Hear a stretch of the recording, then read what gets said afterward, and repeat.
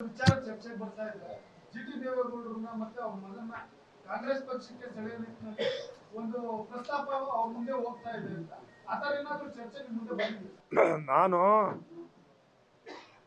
ನನಗೆ ಇವತ್ತಿಂದಲ್ಲ, ಮೊದಲೇ ಉಸ್ತುವಾರಿ ಮಂತ್ರಿ ಮಗ MP ಇವೆಲ್ಲವೂ ನಡೀತು.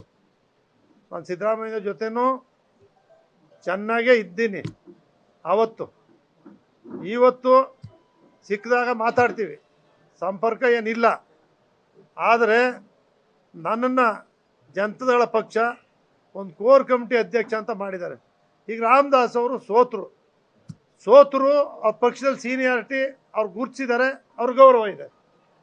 ನಾವು ಇವಾಗ ಹೋಗಿ ಕಾಂಗ್ರೆಸ್ಸಲ್ಲಿ ಇವತ್ತಿನ ಒಂದು ಇದಕ್ಕೋಗಿ ಸೇರ್ಕೊಂಡ್ರೆ ಅದರಿಂದ ಇಷ್ಟೊಂದು ಎತ್ತರಕ್ಕೆ ಬೆಳೆದಿರ್ತಕ್ಕಂಥ ನಾನು 72ರಲ್ಲಿ ಕೆ ಪುಟ್ಟಸ್ವಾಮಿಯವರ ಜೊತೆಲೇ ಮಾಡಿರೋದು, 76ರಲ್ಲಿ ತುಳಸಿದಪ್ಪನ ಎಲೆಕ್ಷನ್ನೇ ಮಾಡಿರೋದು, 80ರಲ್ಲಿ ರಾಜಶೇಖರ ಮೂರ್ತಿ MP ಎಲೆಕ್ಷನ್ನೇ ಮಾಡಿರೋದು. ಆವತ್ತಿಂದಲೂ ಕೂಡ ನೋಡಿದ್ದೀವಿ. ಆವತ್ತಿನ ರಾಜಕಾರಣ ಇವತ್ತು ಇಲ್ಲ. ಆದ್ದರಿಂದ ನಮ್ಗೆ ಅದು ಯಾವುದೂ ಬೇಕಾಗಿಲ್ಲ. ಹೋಗೋದಾಗಿದೆ ನಾನೇ ಯಾಕೆ ಇಲ್ಲಿ ಕೂತ್ಕೊಂಡು ಮಾಡ್ತಿದ್ದೆ? ಆ ಪ್ರಶ್ನೆ ಮರ್ತು ಬಿಡಿ.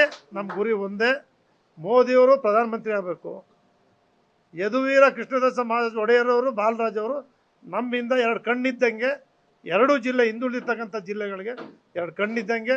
ಮಂಡ್ಯ, ಹಾಸನ 4ಕ್ಕೆ ಮಹಾರಾಜರ ಶಕ್ತಿ, ಹಿಂದಿನ ಮಹಾರಾಜರ ಹೆಸರು ಇವತ್ತು ಕೂಡ ಉಳಿದಿದೆ. ಒಂದು ರೌಂಡು ಅವ್ರು ಹೋಗಿ ಬಂದರೆ ಸಾಕು, ಮಂಡ್ಯ ಗೆಲ್ಲುತ್ತೆ. ಒಂದು ರೌಂಡು ಹಾಸನಕ್ಕೆ ಹೋಗಿ ಬಂದರೆ ಸಾಕು, ಹಾಸನ ಗೆಲ್ಲುತ್ತೆ. ಒಂದು ರೌಂಡ್ ಕೋಲಾರಕ್ಕೆ ಹೋಗಿ ಬಂದರೆ ಸಾಕು. ಅವ್ರಿಗೆ ಡಿಮ್ಯಾಂಡ್ ಜಾಸ್ತಿ ಇರುತ್ತೆ. ನಮ್ಮ ಪಕ್ಷ ಗೆಲ್ಲಿಸ್ಲಿ, ನಾವು ಅವ್ರನ್ನ ಕರೆಯೋದೇ ಬೇಡ, ಓಟ್ ಹಾಕಿ ತೋರ್ಸೋಣ ನಾವೆಲ್ಲ. ನ್ಯೂಸ್ ಫಸ್ಟ್ ನಿರ್ಭೀತಿಯಿಂದ ನಿಮ್ಮ ಪರವಾಗಿ.